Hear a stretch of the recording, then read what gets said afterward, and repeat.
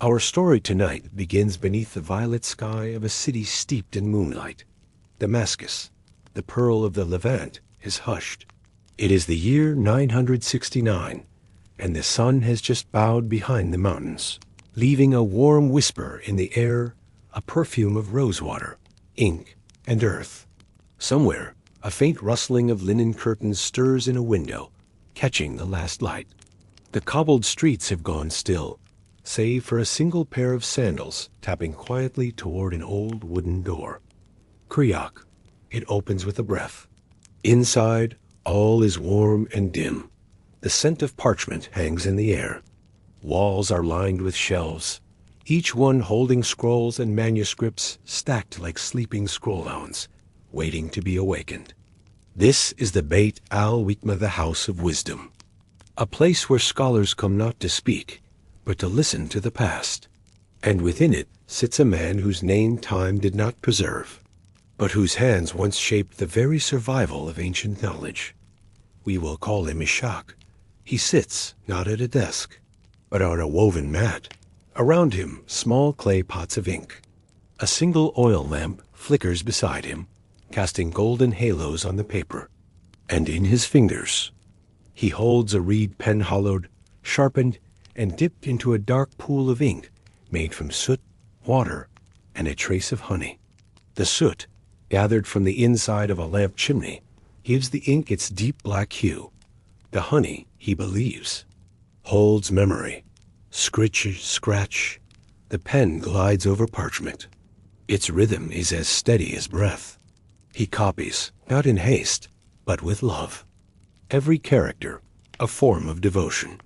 Every stroke, a promise to the future.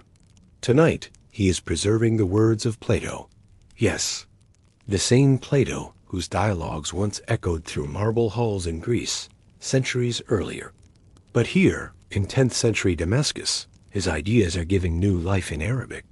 You see, during what we now call the Islamic Golden Age, something beautiful happened. The scholars of the Islamic world, Muslim, Christian, and Jewish alike, gathered texts from Rome, Persia, Greece, and India. They translated them, not to conquer them, not to erase them, but to protect them, to preserve them. It was here, under the hand of men like Ishak, that medicine, astronomy, and philosophy crossed oceans of time. Can you hear it? The tiny scratch of the pen, the gentle flick of a page turned, the breath between lines. All around him, the silence of paper and the hush of reverence. This is where our journey begins. The oil lamp sways gently, and its flame flickers, casting dancing shadows that look almost like the whispers of ancient philosophers leaning in to watch. Ishak's hand never trembles. Even now, with his eyes tired and the hour deep, his back is straight, his breath slow, as if his whole being has been trained for this silent communion. The manuscript before him is warm, the edges frayed, but the meaning? Eternal. If a man neglects education, he carefully transcribes from memory. He walks lame to the end of his life. He pauses, not because he forgot, but because he is remembering something. A lesson passed to him by his teacher years ago, that some of these scrolls, once crumbling in abandoned corners of forgotten libraries, were found wrapped in linen and stored in clay jars, just like letters meant for the future. And that Greek philosophy, though born in Athens, had nearly vanished in the West after the fall of Rome. But here in Damascus, Baghdad, Cordoba, it bloomed again. Ishak dips his pen once more. The ink is thick. He stirs it gently with the tip, an old habit. The soot likes to settle. Did you know? Some scribes believed that the best ink was made not just from soot or charcoal, but from burned bones. Others added herbs, like myrrh or cinnamon, to give it a sacred scent. Ink, they thought, should honor the words it carries. Scritch, scritch. He continues writing. His eyes adjust to the flickering light, trained to read shadows like script. Behind him, you may hear it, the soft rustle of a curtain in the breeze, and outside, The distant call to prayer from a lonely minaret, so quiet, so far away. It feels like a lullaby in the wind. This world is slow, intentional, silent by choice. There is no urgency, only reverence. Above Ishak's head, the ceiling is painted with faint stars. A student once painted them from a chart stars named in Arabic, many of which we still use today. Altair, Betelgeuse, Vega. Do those names sound familiar? They should, because they're the legacy of this world, the quiet world of the ink makers, the paper binders, the scribe monks and Muslim philosophers who whispered across centuries through carefully written lines. And yet, as Ishak writes, he is not thinking of glory or future fame. He is simply copying to preserve. He breathes deeply. The scent of the soot ink rises, a little sweet, a little bitter. He copies. For you, because one day, a child in a faraway land, centuries ahead, will read Plato or Aristotle or Galen, not in Greek, but in a translation preserved here in Arabic, on paper made of cotton and bark, held together with thread spun by a careful hand.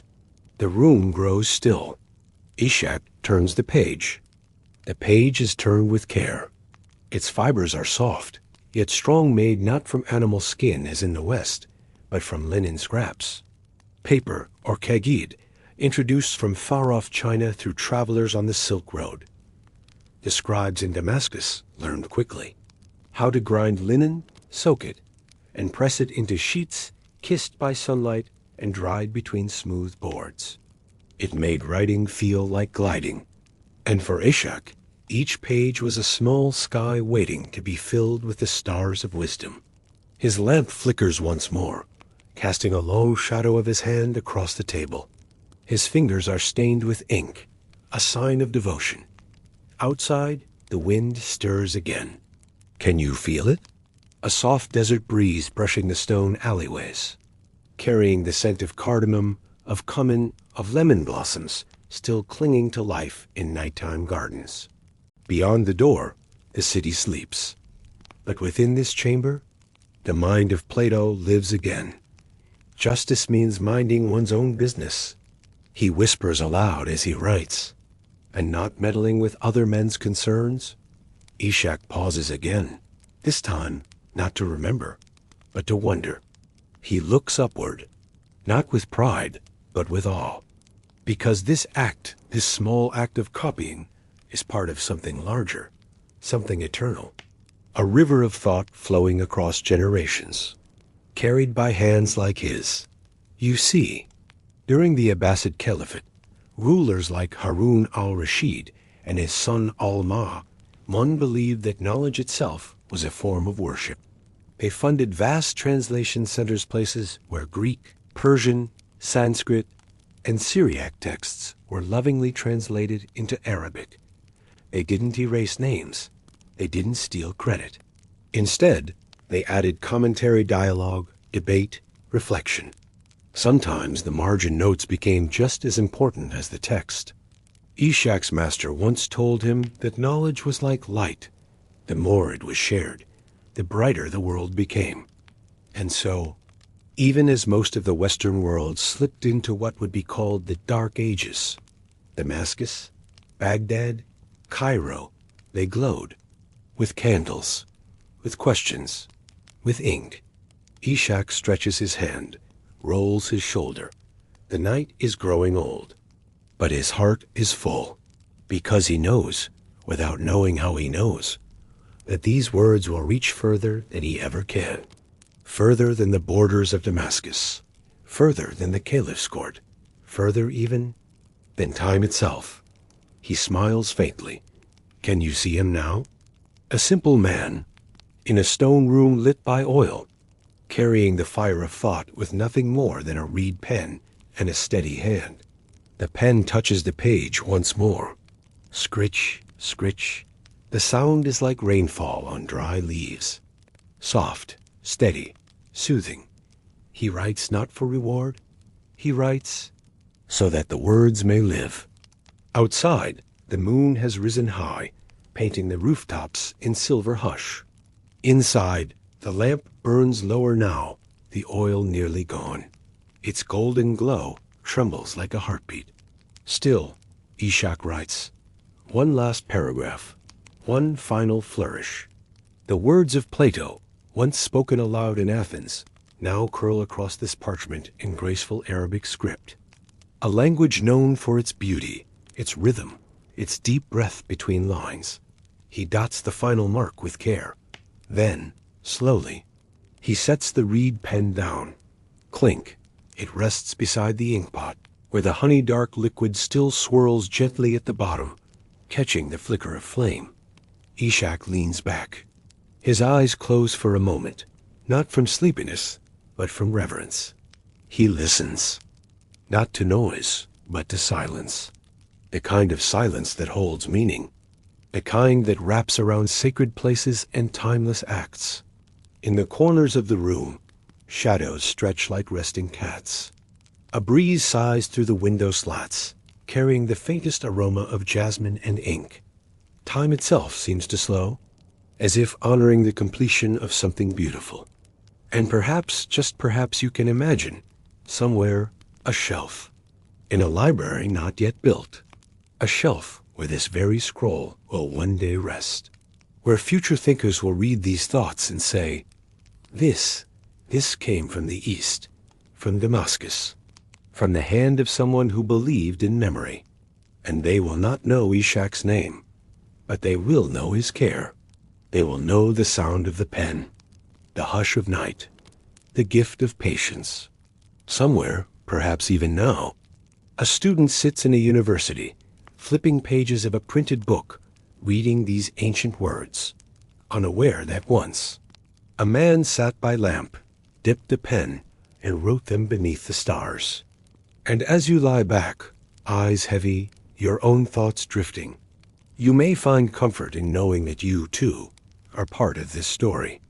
Because every time a mind listens, every time a heart remembers, the scribe's work lives again, not just in libraries, but in quiet corners of consciousness, in soft night thoughts. In dreams, the flame flickers low. Ishak wraps the manuscript in linen, ties it with twine, and sets it in a cedar box with 3 others. Tomorrow, he will carry it to the madrasa across town, where a student will copy his copy, and the light will pass on. He leans to blow out the lamp, but just before he does, he looks to the stars once more, and whispers something in Arabic, a prayer, perhaps, or a promise. Then, FFF. The room goes dark, and all that remains is the ink, the parchment, and the soft memory of a hand that wrote wisdom, for the world to remember. Good night, dear listener.